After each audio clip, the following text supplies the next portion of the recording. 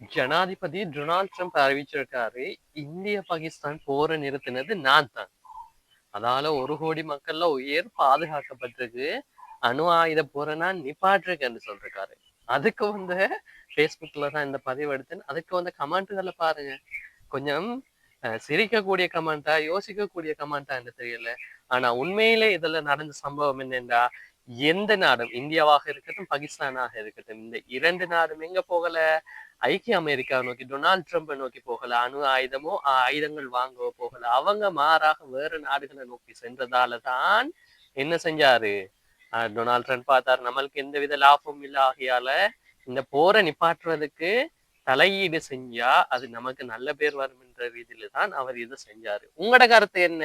இவர் உண்மையாவே எந்த நிலைப்பாட்டுல இந்த விடயத்தை செஞ்சிருப்பாரு? உண்மையாவே இவர் தானா பாகிஸ்தான் இந்தியா போரை நிறுத்தின? கட்டாயம் கமெண்ட் பண்ணுங்க.